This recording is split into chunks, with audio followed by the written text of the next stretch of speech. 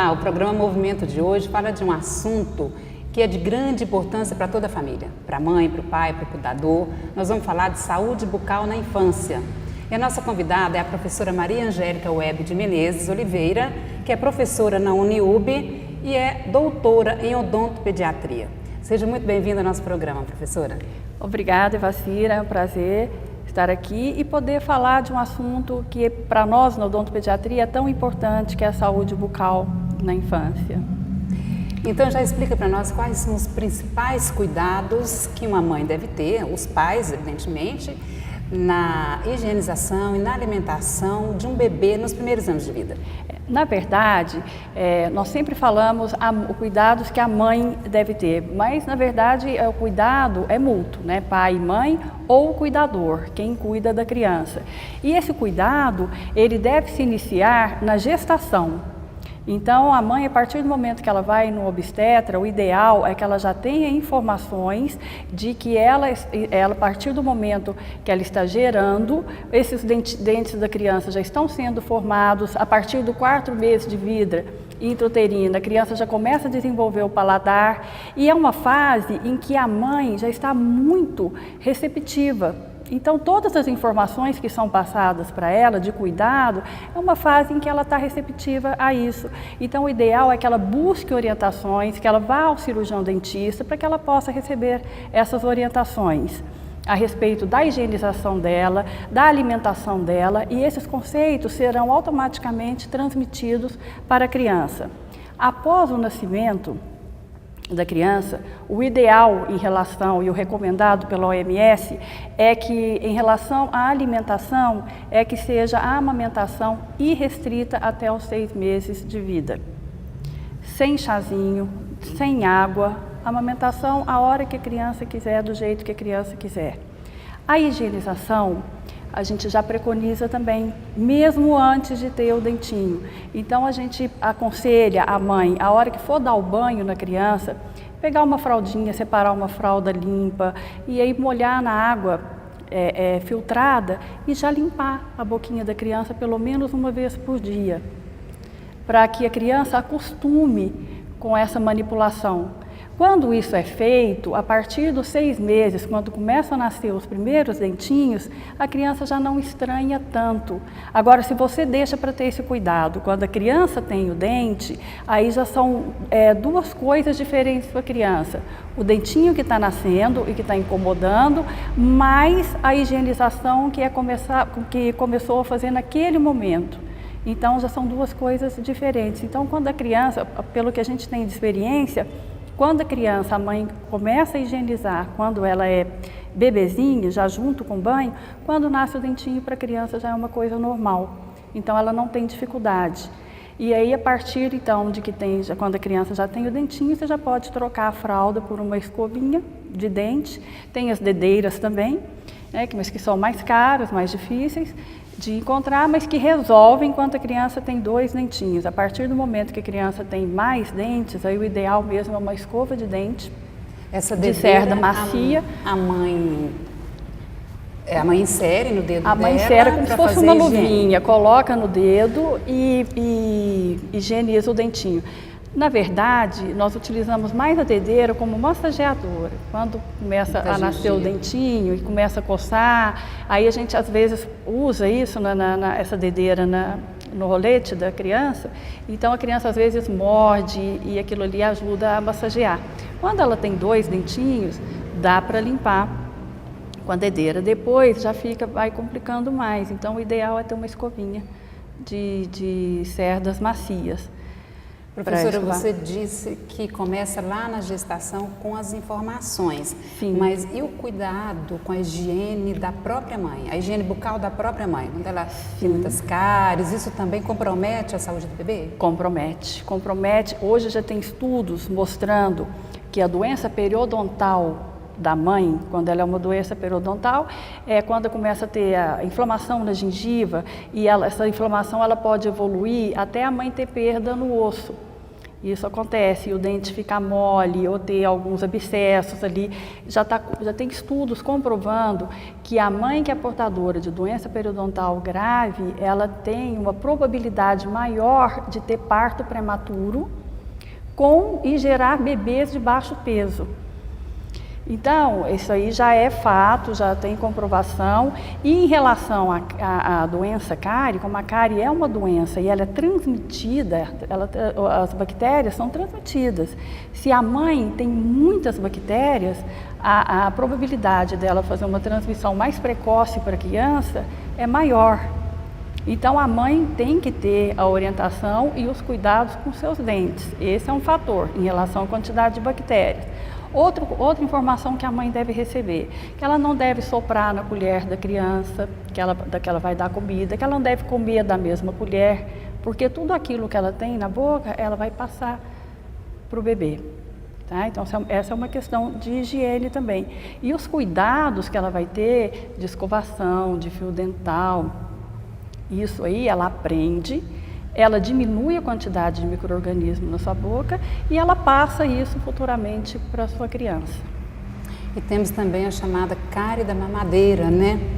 Que muitas pessoas não tinham informação há vários anos e depois não sabia, achava que o dente da criança, o dente está fraco. O dente nascia podre, é verdade. A cárie de mamadeira, por incrível que pareça, hoje com todas as informações, ela ainda é muito frequente. E o que significa essa cárie? Tem criança que ela dorme com a mamadeira do lado, ou que a mãe, ou o pai, ou o cuidador dá a mamadeira para a criança umas 3 a 4 vezes por noite. E a gente sabe que quando a criança dorme, ela tem uma diminuição do fluxo da saliva. Ela diminui a saliva. E quando a criança dorme mamando, ela mama um pouquinho, mama um pouquinho, para. Aquele líquido que está na mamadeira, que geralmente é leite, açúcar e um achocolatado, ou então um suco, a gente sabe que esse líquido vai ficar em contato com os dentes da criança. Então, o que vai acontecer? À medida que os dentes vão nascendo, eles vão começando a sofrer um processo que a gente fala que é desmineralização. Vai começar a perder o mineral do dente e vai começar a ficar com mancha branca, até começar a ter uma cavidade pequena, até ter destruição total dos dentes. Nós temos crianças de 2 anos e meio que nós fizemos o tratamento na universidade, que chegaram à universidade com todos os dentes de cima, superiores, destruídos. Em função da mamadeira noturna? Em função da mamadeira noturna, de uma dieta que a gente chama de dieta cariogênica, quer dizer, muito consumo de açúcar durante o dia e falta de higienização. Também tem aquele hábito, por exemplo, assim, é um dente de leite, então ele vai perder mesmo o dente de leite, depois vai nascer outro e vai nascer sadio. Não é verdade. Bom, primeiro que isso acontece sim, de falar dente de leite tem outro. Só que o que nós falamos é o seguinte, o dente de leite, ele está ali porque ele tem uma função, né? Ele serve de guia para o dente permanente, que é formado ali debaixo do dentinho de leite. Então, tudo que acontece com o dente de leite pode interferir no dente permanente. Nós já tivemos casos de criança que perdeu o dente permanente que estava em formação por conta de um abscesso no dente de leite.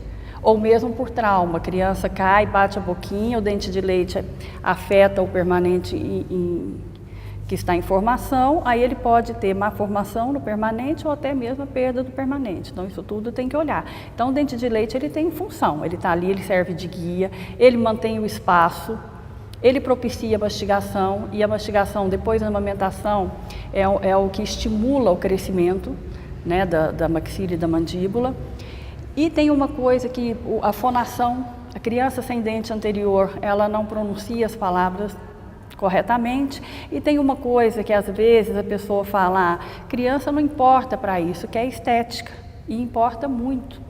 Nós já tivemos crianças que foram a buscar o tratamento, que a mãe buscou o tratamento, porque a criança se recusava a ir para a escola, porque ela é vítima de bullying, né, na escola. A criança em função de cárie ou em função de perda do dente? Em função de cárie, os dentes ficam pretos, ou em função da perda do dente por cárie. Ou então quando tem, por exemplo, a cárie de mamadeira que destrói principalmente os dentes anteriores de cima, então a criança às vezes ia para a escola só com aquele pedacinho de dente preto. Então as outras crianças, é diferente, criança também não gosta de ser diferente. Então as outras crianças às vezes perguntam, o que é isso? O que aconteceu no seu dente? Seu dente é podre. Então a criança, nós já tivemos criança que começou a ficar reclusa, não queria conviver com amigos, não queria conviver com parentes, não sorria. E aí a mãe buscou atendimento. E já vem também um impacto aí emocional e psicológico. Exatamente, exatamente. Né? Uma perda de autoestima. Aí você tem que ter uma interação com o psicólogo, com o fonoaudiólogo, porque essa criança já desenvolveu uma outra forma de conversar com interposição de língua, né? E principalmente o que eu falo muito é que precisaria de uma interação maior com o médico, com o pediatra. Porque às vezes a criança, ela chega ao profissional de odontologia, ela chega ao odontopediatra com 2 anos e meio ou 3 anos, já com a doença instalada. Já com, por exemplo, perda total dos dentes. Mas essa criança, ela passou por outro profissional de saúde.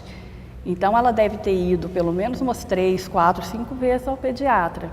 Se o pediatra detectar que tem alguma coisa anormal acontecendo com os dentes dessa criança, encaminhar, a gente consegue interceptar, talvez, numa fase em que o prognóstico seria melhor, ou que essa criança não sofresse tanto. Juntamente com a mãe, porque para a mãe também é uma frustração. Mãe também não gosta. Tem mãe que chega e fala, o pessoal da família está falando que eu não estou cuidando. Às vezes é por falta de tempo, às vezes é por falta de informação, às vezes é por comodismo. Mas nós não podemos julgar, nós temos que informar e acompanhar. Então, eu acho que o ideal é que haja mesmo assim, uma interação entre os profissionais da área de saúde, que eu acho que com isso o benefício para a criança e para a mãe é muito grande. E quando existe essa perda total do dente numa criança, a criança pode fazer um implante? Não, o implante não, porque quando ela perde o dente descido, o dente permanente está formando. Só que depende muito da época em que ocorre essa perda. Por exemplo, uma criança de 2 anos e meio que perdeu os 4 dentes de cima, o que nós podemos fazer? Nós vamos tirar esse dente e aí nós temos que aguardar até essa criança ter uma maturidade por volta dos 4 anos para colocar um aparelhinho que chama mantenedor de espaço. A gente coloca esse aparelho com os dentinhos para aguardar os dentinhos permanentes que vão chegar por volta de 6, 7 anos. Se é uma criança maior, uma criança de 4 anos, tira-se o dentinho e já coloca-se o aparelho. Então depende da fase em que a criança está, a fase de formação do dente permanente e a fase em que se encontrava o dente de leite. Às vezes é muito complicado, assim, tem mãe que tem vários filhos, ou que trabalha, que tem um compromisso profissional, né, fora de casa, então exige muito, então tem que ter um compromisso na questão aí, pensando no que você está dizendo, da prevenção. Exatamente, é muito mais fácil prevenir. Quando você detecta já, e é interessante, porque tem mãe que fala pra gente, quando a mãe chega e fala, olha, o dente do meu filho nasce todo podre, ele já nasce e já cai o dente, não é o dente, é a coroa do dente, a raiz está ali. Mas isso aí não é que ele nasce podre, é a cárie de mamadeira. Então a gente explica para ela, fala como que poderia ser evitado, e ela fala, então eu posso trazer meu bebê? Aí ela já traz o bebê para que o aluno, para que a gente já possa passar a instrução para que ela cuide do bebê e para que não aconteça com o bebê o que aconteceu com o filho mais velho. Então muitas vezes a mãe fala, olha, mas eu não sabia disso. Eu nunca pensei que mamadeira à noite pudesse fazer isso, ou mesmo amamentação, porque tem mãe que amamenta até os 4 anos, e às vezes assim, de manhã, à tarde, à noite, sabe? Aí a gente não sabe a dependência, quem é de quem, se é a dependência da criança com a mãe ou se é da mãe com a criança, e é difícil, aí nesse caso a gente precisa buscar às vezes uma ajuda psicológica e para ajudar, auxiliar essa mãe. Então, eles acham assim que não tem problema. Então, por isso é que eu falo que a gente tem que divulgar e a gente tem a obrigação de informar, Porque às vezes o que ocorre é justamente por falta de informação. Então, quando consegue interceptar numa fase inicial, quando começa aquelas manchas brancas, fica meio esbranquiçado o dente que está na fase inicial, que tem condição de reverter o quadro, é o ideal, né? E o ideal seria que nem chegasse a esse ponto. E isso pode ser mudado com higienização e pode ser mudado com dieta. A gente não fala para tirar completamente o doce da criança, mas você tem que diminuir a frequência. Né? E nem só por causa dos dentes, pela saúde da criança também. A criança precisa de proteína, precisa de fruta, precisa de outras coisas que não açúcar. E tem crianças que nós percebemos que nem água toma. É refrigerante na mamadeira, é suco adocicado, é tudo industrializado, é bolacha, é o skinny. Então é uma alimentação que prejudica os dentes, mas que prejudica também a formação da criança. Então isso tem que ser passado. A criança ela tem uma tendência, quando ela começa a escovação sozinha, ela colocar bastante pasta de dente, principalmente aquelas pastas de dente assim, que tem sabor, gostosinhas, né? E engole um pouco. Isso tem algum problema ou não? Tem muito problema. Um tempo atrás, o que se preconizava era que, de acordo com a idade da criança, seria a quantidade de flúor presente na pasta de dente. Então, houve uma época em que criança, por exemplo, de 0 a 3 anos, não podia usar pasta com flúor. De 3 a 5 anos, usava com a quantidade X de flúor. Depois, agora você imagine uma mãe que tem 5 filhos, cada um numa faixa etária, e você fala, ó, essa aqui é sem flúor, essa aqui é com um pouquinho de flúor. É inconcebível, não tem como. Então, o que é preconizado hoje é a quantidade da pasta de dente. Então, uma criança de 1 ano, 2 anos, você não vai toda vez colocar pasta e muita pasta. Você pode escovar com água, põe a água, limpa o dentinho. O importante é não deixar placa, não deixar biofilme aderido naquele dente. Então, você limpa e 1 vez, 2 vezes do dia, no máximo, você suja a escova com pasta de dente. É um mínimo de pasta, porque até os 2 anos, 2 anos e meio, a criança deglute mais de 50%, ela engole. E essa pasta, esse flúor, se ele for consumido todos os dias, com uma quantidade muito grande, pode causar fluorose na criança, quer dizer, o excesso de flúor pode causar fluorose nos dentes permanentes, que aí vai enfraquecer esse dente, porque enfraquece o esmalte. O esmalte ele fica mal formado. Então isso tem que ser bem passado para a mãe. É sujar a escova, é colocar pouca pasta na escova de dente e monitorar. A criança pequena, até os 6 anos, 7 anos, ela não tem capacidade para fazer uma escovação sozinha. Então é interessante, até uma coisa que a gente fala, um momento da família, de às vezes escovar junto, pai, mãe, filhos, e mostrar a mãe escovando, pai escovando e mostrando para a criança como faz. E depois supervisionar, ver o que não ficou bem limpo e acabar de fazer essa escovação. A gente até aconselha a mãe, deixa uma escova para a criança, você fica com uma escova para poder higienizar.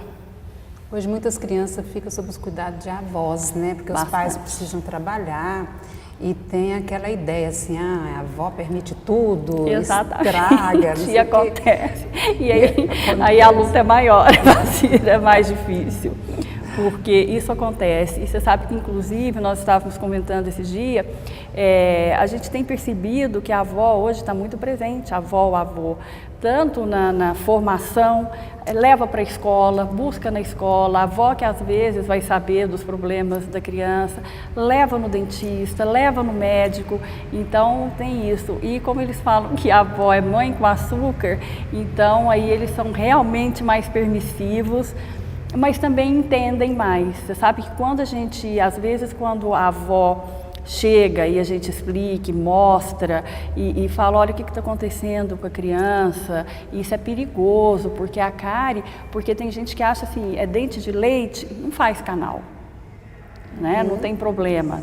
A cultura fala muita coisa, tem gente que fala que não dói, que não tem problema, e a gente sabe que a evolução da cárie é igualzinha do dente permanente, é igualzinha do adulto.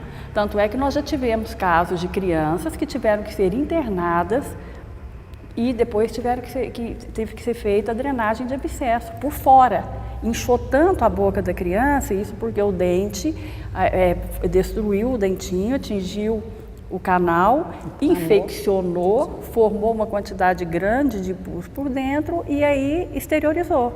Então a criança chega às vezes com a boca desse tamanho, com febre.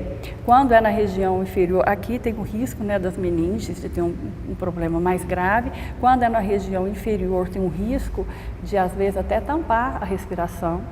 Então, são coisas sérias. Às vezes a gente mostra para a mãe, abre o computador, mostra a fotografia e fala, olha, a evolução chega até isso aqui. Às vezes a criança tem que ser hospitalizada, tem que tomar medicamentos fortes e tem que drenar. Tem que cortar aquilo ali com bisturi, colocar um dreno. Então é um sofrimento muito grande para a criança. E às vezes eles não têm essa informação. E quando você fala isso, no caso de avó, elas assustam mais ainda. Eu vou falar para o fulano então que não é para dar, é doce, que não sei o quê. Aí a gente explica. Tem que ver a quantidade, não pode dar doce o dia todo. E elas entendem direitinho. Professora, agora vamos falar de um assunto também inovador, né? Em termos mesmo de empreendedorismo, de criatividade e um facilitador no trato com as crianças, no trato do dentista com a criança. Você atua no núcleo de inovação tecnológica da Uniub e vocês desenvolveram essa peça aqui, que é o jacarezinho, né? Que tem nessas duas cores que tem, né? Rosa, tem um rosa mais claro e o verde por enquanto. Como que funciona esse jacarezinho? Como é que surgiu essa ideia para estar atendendo os consultórios? Então, essa ideia, na verdade, nós temos uma dificuldade muito grande em relação ao atendimento da criança, que é a anestesia. A criança morre de medo de agulha, não só a criança, o adulto também. Então, por muito tempo a gente falava para o aluno, olha, pelo amor de Deus, não deixa a criança ver a agulha, nem o adulto. Às vezes eu brincava com o aluno, falava, imagina você deitado aqui e outra pessoa com anestesia, assim, até saindo a gotinha da agulha. Falei, então aquilo que a criança já começa a ter um medo. A reação de medo, ela já faz com que ocorram algumas coisas, entre elas já você endurecer a musculatura. Então acaba gerando alguns receios, ou a criança se mexe na hora da anestesia, acaba prejudicando e dificultando. Então a gente tampava a agulha com algodão. Só a agulha, e a criança é muito esperta, ela olhava e falava assim, tem alguma coisa, deixa eu ver, tira esse algodão. E às vezes o algodão caía, o aluno deixava o algodão cair, ou a gente deixava cair, a criança via a agulha, e quando a criança visualiza a agulha, você acaba perdendo o condicionamento. E um dia comentando com o Fernando, que não é odontopediatra, que é da área de dentística, mas a gente comentando... Que é o Fernando Weber, seu irmão. Isso, nós trabalhamos junto na universidade. Ele falou assim, olha, a gente pode tentar alguma coisa para revestir, e depois a gente, na hora de anestesiar, a gente traciona e nós começamos a conversar e começou a surgir, até que surgiu, então, a ideia de colocar um jacarezinho, porque a gente fala muito para a criança, abre o bocão de jacaré para a tia ver, então já é um termo que a criança está acostumado. E a gente sabe que tudo aquilo que é lúdico, tudo aquilo que a gente consegue entrar no mundo de fantasia da criança, acaba auxiliando. E aí nós desenvolvemos e aí começamos a testar na clínica o primeiro protótipo para ver se realmente ele fazia essa diferença. Aí tem o Carlos Bonfim, que trabalha também na universidade, e que a gente chama ele, brinca com ele, que é o professor Pardal. Aí viabilizou esse protótipo. Fizemos as patentes lá no Núcleo de Inovação Tecnológica com a doutora Renata Tavares e fomos partir para comercializar, para buscar uma empresa que acreditasse. Aí fomos apresentar na empresa Ângelos, produtos odontológicos, lá no Sul, e eles gostaram e aí hoje já está no mercado, já começou a comercialização aqui no Brasil, já foi lançado nos Estados Unidos, no México. E a gente tem visto que a gente tem assim, bons resultados. Quando a gente anestesia a criança com o jacaré e sem o jacarezinho, depois a gente pergunta, qual que é melhor? O que você gostou mais? Com o jacaré não dói. E a mesma anestesia, a mesma coisa, só que a criança não vê a agulha, né? Na verdade, Um adesivinho aqui também. Para que é esse adesivinho aqui? Esse adesivo é porque aqui, ó, a gente utiliza, então a hora que você vai anestesiar, ó, a hora que você faz o tracionamento é que a agulha sai. Então a criança não vê. Acabou de usar, a gente entrega para a criança e ela leva para casa e cola os adesivos. Então acaba auxiliando no tratamento. E já foi para congressos também? Já foi para congresso, já foi para um congresso nos Estados Unidos, no IADR. Aí nós apresentamos lá, foi feita uma entrevista lá, porque eles assim gostaram da ideia. Tudo que é para ajudar na odontopediatria é muito bem-vindo, porque a gente sabe que a criança ela tem muito medo daquilo que é desconhecido. Então, não é fácil você condicionar uma criança no consultório odontológico. Então, quanto mais você se aproxima do mundo de fantasia, da realidade da criança, você acaba tendo um facilitador. E tem alguns estudos também que indicam esse trauma que a criança desenvolve ali no dentista e passa para a vida inteira, tem problemas de acompanhar. E você sabe que geralmente esse trauma acontece em casa, né? É aquela história de a mãe ou o pai ou quem cuida falar, ó, se você não ficar quieta, eu vou te levar na farmácia para tomar uma injeção. Ou então, se você fizer bagunça, eu vou te levar no dentista. Então acontece. E às vezes o próprio medo do pai ou da mãe passa para a criança. Às vezes, na clínica, às vezes você está atendendo a criança e a mãe está assim, nossa, ai, vai doer, vai sair sangue. Então, quer dizer, em quem a criança mais confia? O pai e na mãe. Se ela percebe que o pai e a mãe estão com medo, quer dizer, o medo dela é maior ainda. Então, a gente sempre pede para que não seja ameaça, para a criança entender que o dentista é o médico ou o profissional da saúde que é um amigo dele, que está ali para ajudá-lo, né, para curar uma doença ou alguma coisa. Então, não se deve ameaçar a criança de levar nem ao médico, nem ao dentista, nem à escola, né? Você vai ficar de castigo na escola, a mesma coisa. Então, isso aí às vezes esse trauma ele vem de casa, ou às vezes de uma experiência desagradável também, principalmente quando a criança não é atendida por odontopediatra. Então, às vezes ela teve uma história de dor, ou ela teve uma dor de dente, ou ela teve uma dor no consultório, alguma coisa assim, que aí gera um trauma. E hoje, com o desenvolvimento dessas pastas anestésicas e com anestésicos, nós conseguimos fazer uma anestesia em que a criança não sente. Você consegue administrar, falar que vai dormir o dentinho e tudo, sem a criança sentir a picada da agulha. Tanto é que a gente fala que é muito mais fácil quando você pega uma criança que não tem uma história pregressa de trauma, porque aí você consegue condicioná-la e vai contando história, entrando no mundo da fantasia e entra no jacarezinho e aí você acaba conseguindo anestesiar sem maiores problemas. Eu acho muito bacana falar assim do jacarezinho, né? E lembrar que ele corre o mundo, está na internet, que viaja para vários países e que nasceu em Uberaba, né? Nasceu na Universidade de Uberaba. Nasceu aqui da nossa entrevistada, que é a doutora Maria Angélica. De um grupo. Então é muito importante que a gente tenha conhecimento desse valor e desse empenho que a sua categoria, né, que você representa, desenvolve em função da saúde bucal das crianças. E agora nós estamos partindo para a vacina. Para a vacina, que novidade é essa? Para a vacina, nós vamos ter uma capinha que vai tampar a agulha da seringa de vacinação. Lá no núcleo da Universidade de Uberaba? Da Universidade de Uberaba também. E a ideia é que a criança, então, ela seja vacinada e depois ela leve o bichinho, que, na verdade, na nossa ideia, vai ser o símbolo da campanha de vacinação, por exemplo, para sarampo. É um determinado bichinho, a criança vacinou de sarampo, leva o bichinho para casa. Para catapora, vai ser um outro bichinho, a criança leva o bichinho. Então, a ideia é que sejam feitas campanhas de vacinação de acordo com o bichinho que vai cobrir a agulha também, para ser mais uma motivação para a criança. Professora, assim, para a gente encerrar, deixa algumas dicas bem fáceis, assim, que algumas mães podem seguir, que as mães podem seguir, né, um passo a passo, para que o filho dela tenha uma qualidade nos dentes e na boca bem melhor. Tá.